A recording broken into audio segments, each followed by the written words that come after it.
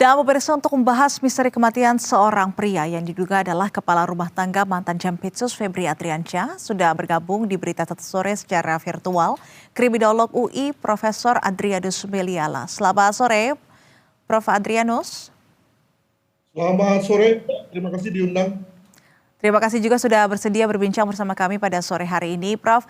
Langsung saja dari kronologi yang tersebar, ini ada informasi bahwasannya seorang pria yang ditemukan tergeletak tak bernyawa di depan sebuah klinik kecantikan dengan keadaan mulut berbusa begitu. Lantas dari kronologi ini, apakah kemudian ini cukup mengarahkan terkait dengan dugaan ada penyebab kematian tertentu atau justru terlalu dini untuk menarik kesimpulan begitu, Prof?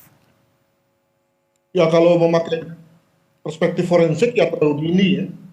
Saya menduga bahwa belum semua hal-hal yang terlihat di TKP itu dieksplorasi dan dianalisa. Jadi ada dua tuh. Yang pertama adalah eksplorasi terkait dengan hal-hal yang terdapat di TKP, baik itu pada konteks tubuh korban maupun circumstance atau keadaan di sekitar korban. Misalnya mengenai lokasi kliniknya, lalu kemungkinan ada sidik jari yang tercecer tinggal di sekitar titik, atau juga jejak sepatu dan yang lain-lain, itu nampaknya belum atau masih dalam rangka eksplorasi. Nah, yang kedua adalah setelah dieksplorasi, baru dianalisa, ya, dikaitkan dengan teori, dengan data-data yang lain, untuk kemudian sampai pada satu kesimpulan yang lalu juga perlu dikaitkan dengan data-data yang lain yang diperoleh dari lokasi yang lain. Nah, jadi forensik itu kan sama dengan kerja penyidik ya, yang semua berangkat dari TKP, baru kemudian lama-lama keluar, lama-lama melebar, hingga kemudian masuk pada konteks kemungkinan, konteks kelihatannya akan begitu begini dan seterusnya. Bukan sebaliknya. Ya, dengan kata lain, kalau kita memakai teori intelijen misalnya, maka tentu kita berangkat dari luar, lama-lama ke dalam. Dan itu yang kemudian sering orang sebut sebagai teori cocokologi. Nah, teori forensik tidak boleh demikian, Mbak. Baik, lantas dalam setiap penyelidikan terkait dengan kematian yang kemudian belum diketahui penyebabnya, lantas indikator apa saja yang biasanya ini menjadi perhatian utama penyidik untuk membedakan bahwasannya kematian ini adalah murni kematian alami, kecelakaan, bunuh diri, atau adanya tindak pidana tertentu begitu, Prof? Tentu yang pertama-tama perlu di-establish adalah sebab mati. Jadi kalau dikatakan misalnya yang bersangkutan itu mati dengan mulut berbusa, ya, itu apakah busa itu akibat dari racun atau apa? Ini kan belum kelihatan, belum di-establish oleh kepolisian. Ya. Demikian juga ada yang bilang bahwa ada lebam. Apa itu yang menjadi lebam penyebab mati?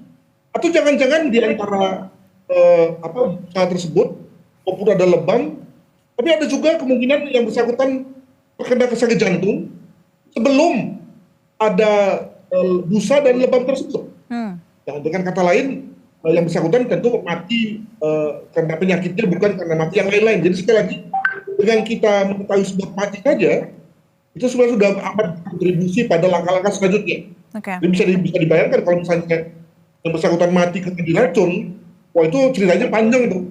Ya, racun apa, berapa lama, berapa besarnya, berapa dosisnya, dapat dari mana, waktu cerita, dan mungkin sekali akan nyambung ya dengan omongan-omongan orang kopi tentang yang bersangkutan almarhum dengan kasus mantan Jampitsus dan yang lain-lain ya. Ya tentu saja pagi ini kita nggak boleh ngomong seperti itu, tapi kalau memang itu terjadi, kalau yang bersangkutan diracun, maka tentu ceritanya bisa panjang lebar. Ya.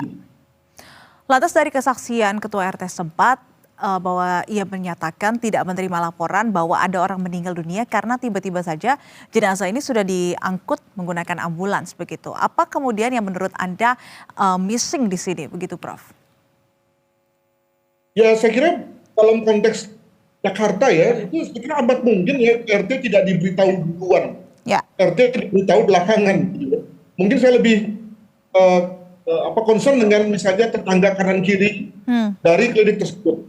Nah, ada yang melihat kejanggalan nggak? Misalnya sebagai contoh, korban tiba-tiba dilempar dari mobil misalnya, yang kemudian jatuh di depan klinik, atau jalan dengan gontai lalu lama-lama mulai dan kemudian jatuh.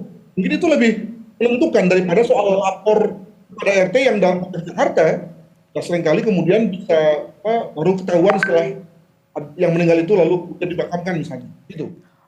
Prof, kalau kita berbicara terkait dengan kejanggalan, ada informasi bahwasannya korban sebelumnya ini sudah mengeluhkan sakit, kemudian akhirnya dibawa oleh rekannya ke klinik kecantikan yang belakangan diketahui bahwa ini sudah terbengkalai lama begitu. Anda melihat ada kejanggalan atau tidak, di mana korban mengeluh sakit namun dibawa ke klinik kecantikan yang ternyata sudah lama kosong dan juga terbengkalai?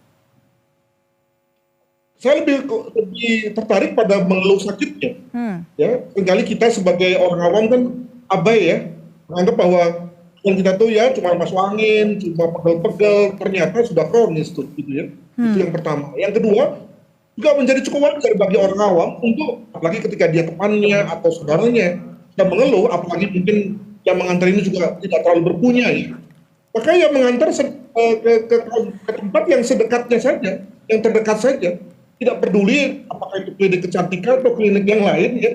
Yang penting ada dokternya, gitu. Jadi saya kira kita perlu tempatkan pada cara berpikir orang awam, mungkin juga tidak terlalu pendidik dan juga tidak terlalu mapan secara ekonomi, yang ketika temannya merasa sakit, ya ingin membantu tapi nggak tahu harus berbuat kemana gitu ya, berbuat apa dan kemana, alhasil kemudian mengantarnya ke tempat yang salah, udah itu tidak buka juga gitu ya. Jadi sebenarnya dengan kita memakai cara pandang yang bersangkutan sendiri, maka rasanya sih tidak ada yang aneh. Oke, karena kalau kita melihat dari cara pandang orang awam dan juga kalau kita melihat ke ekonomi bawah, biasanya kalau sakit ke puskesmas begitu ya Prof. Oke, nah berikutnya mengingat korban ini juga diduga merupakan kepala rumah tangga dari tokoh pejabat publik, sejauh mana kemudian faktor profil korban ini mempengaruhi analisis kepolisian dalam menyimpulkan motif kematian, Prof. Adri? Ya nggak boleh. Artinya sepanjang ada bukti yang terkait dengan sebab matinya, lalu kemudian sebab mati itu lalu bisa ditrasir ke belakang soal di mana memperolehnya, di mana dibelinya, berapa dosisnya, dan seterusnya, ya sampai situ saja. Soal kemudian yang bersangkutan adalah seorang mantan karungga misalnya, itu lalu kemudian menjadi masukan bagi penyidik. Bagi seorang polisi yang berstatus sebagai pemeriksa forensik, itu saya kira sudah terlalu jauh untuk sampai ke situ gitu ya. Jadi saya mau mengatakan bahwa kerjasama antara anggota polisi yang menjadi pemeriksa forensik, juga mungkin nanti ahli-ahli lain juga dilibatkan, itu sebatas pada menjelaskan tentang apa yang menjadi sebab mati dan seterusnya. Tapi begitu sudah bicara mengenai konteks soal circumstance-nya, itu saya kira perlu arahan ya atau direction dari penyidik ya sebagai manajer kasus dari kasus ini, mau diarahkan kemana ya. Nah moga-moga kalau memang benar sampai sejauh itu ya tentu lalu kita juga harapkan penyidiknya juga tidak masuk angin, tidak takut, tidak udah diintervensi dan macam-macam ya, sehingga lalu kasusnya bisa terang benderang sampai akhirnya. Demikian. Lantas dari analisa Anda, Prof, apakah pihak kepolisian nantinya akan mengungkap kasus ini secara transparan? Ya mestinya begitu ya, kalau polisi mengaku diri sebagai profesional, bayangkara negara ya harusnya begitu ya.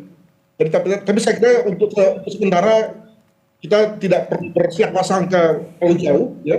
Toh juga dalam hal ini masih banyak hal yang tampaknya belum cukup jelas. Demikian Mbak. Baik, kalau begitu terima kasih atas pandangannya Prof. Adrianus Meliala, kriminolog UI, setelah bersedia untuk berbincang bersama kami pada sore hari ini, dan selamat kembali beraktivitas Prof. Selamat sore, terima kasih. Terima kasih.